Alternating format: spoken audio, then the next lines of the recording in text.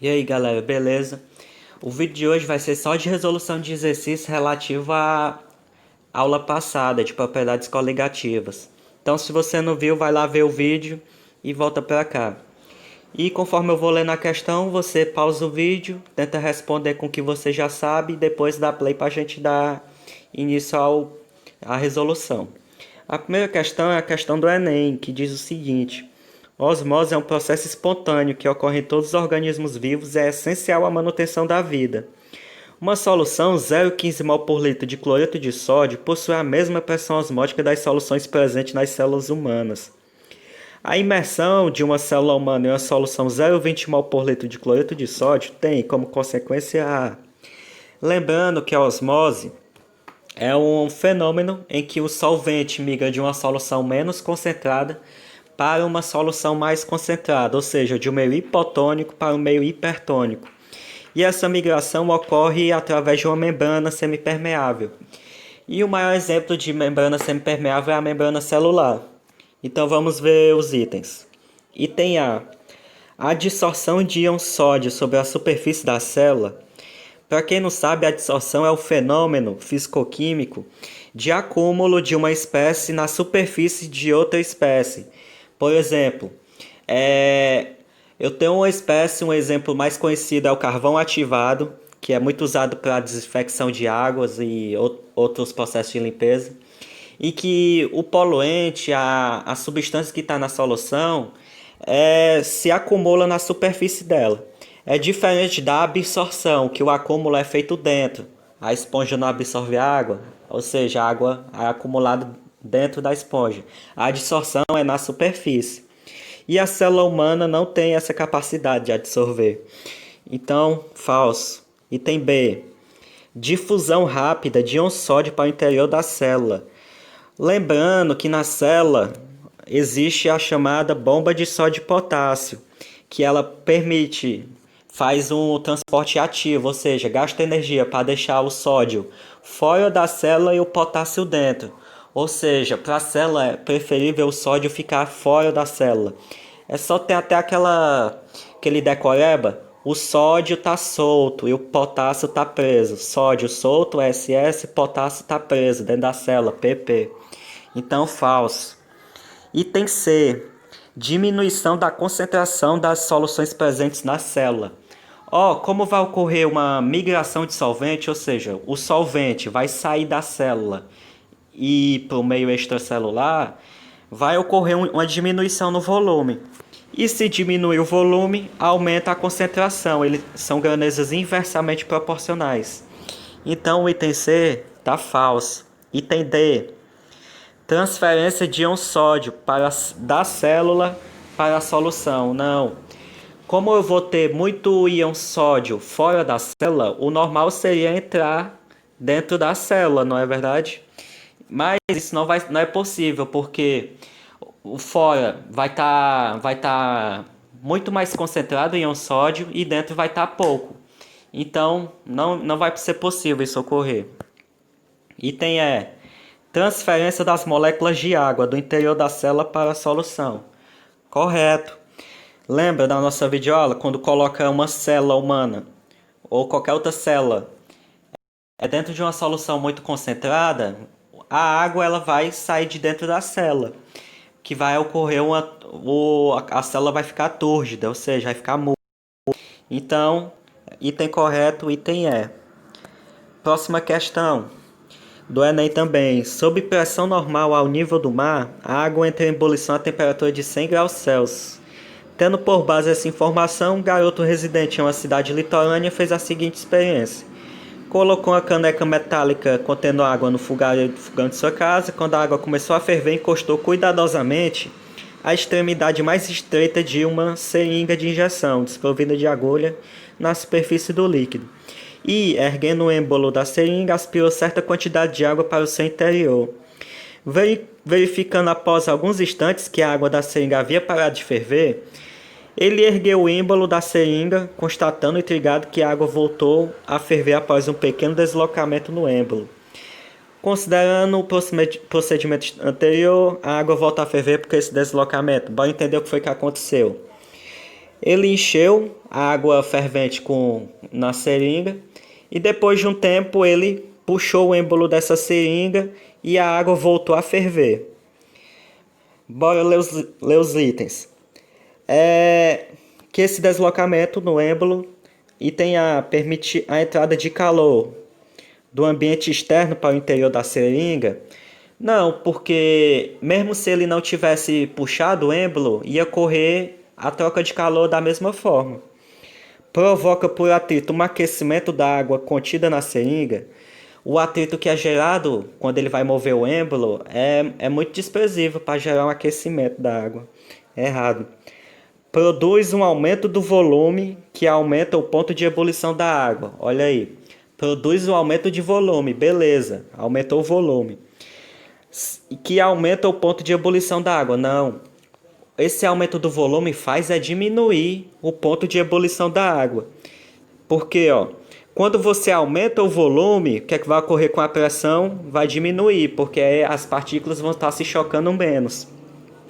Então, quando ele abriu o êmbolo, ele aumentou o volume, não vai ter a pressão de vapor da água, vai ser muito maior do que a pressão de fora.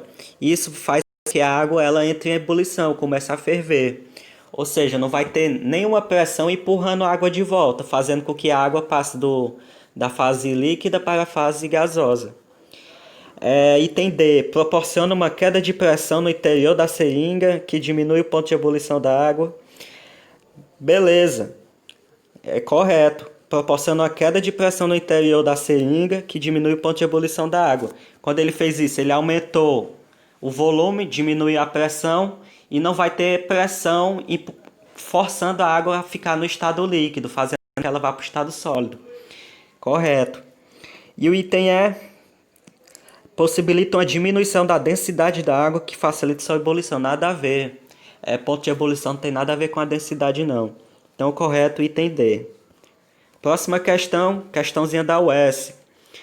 O propanotriol presente em alimentos industrializados é também usado como umectante, solvente e amaciante. Propanotriol é a mesma coisa que a glicerina ou glicerol.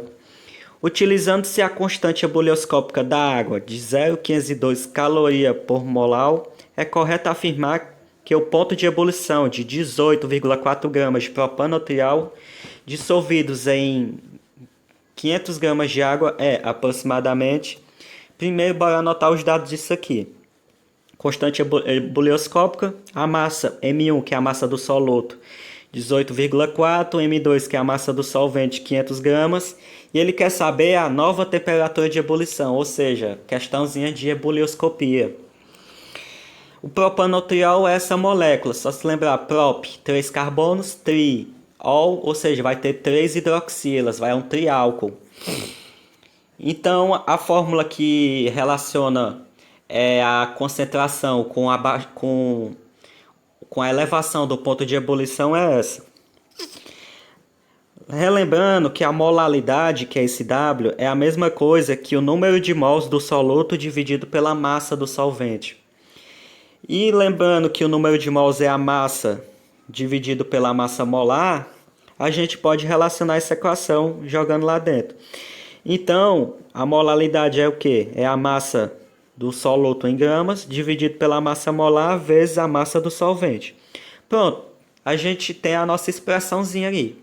A partir daí é só jogar os dados. Constante ebulioscópica, que é o KE, é 0,512. A massa do soluto é 18,4. Dividido pela massa é 92 gramas por mol, vezes a massa molar é calculada somando os átomos, as massas de cada átomo da estrutura. Nesse caso são 3 átomos de carbono, mais 3 átomos de oxigênio, mais 8 átomos de hidrogênio. Dá um total de 92 gramas por mol. A massa do solvente que tem que estar em quilos, porque é uma conversão de litros para massa. Litro de solvente para massa de solvente. Então, 1 litro equivale a 1 quilo. Por isso que a massa do solvente tem que estar em 1 quilo, que é igual a 0,5. Resolvendo isso aí, a gente vai ter uma elevação de 0,2 graus. Pronto. A gente achou a variação. A partir daí é só ver qual vai ser o novo ponto de ebulição. O ponto de ebulição, a variação do ponto de ebulição de uma solução, ela é o quê? É o TE, que é o novo ponto de ebulição, menos o ponto de ebulição dela pura, do solvente puro. A gente achou que são da água pura. Rearranjando isso aí, a gente tem que a nova temperatura de ebulição vai ser 100,2 graus Celsius, que nos dá o item D. Beleza? Próxima questão, outra questão da UES, também de ebulioscopia, que diz o seguinte: o ponto de ebulição do etanol em determinadas condições é 78,22 graus. Ao dissolver um pouco de fenol no etanol, um estudante de química produziu uma solução com ponto de ebulição 78,82 graus, nas mesmas condições. Sabendo que o etanol tem uma constante ebulioscópica KE 1,2 graus, pode-se afirmar corretamente que a molaridade da solução é questãozinha bem mongol, só aplicação de fórmula, mesmo jeito da outra. Tem os dados, ponto de ebulição do etanol puro 78,22 e o etanol na mistura 78,82. O K é 1,2 graus e ele quer saber a molaridade. Só aplicação direta de fórmula, coisa mais simples do mundo. O ΔT é a gente para encaixar os dados que ele dá na questão, é igual a KE vezes W, que é a molaridade.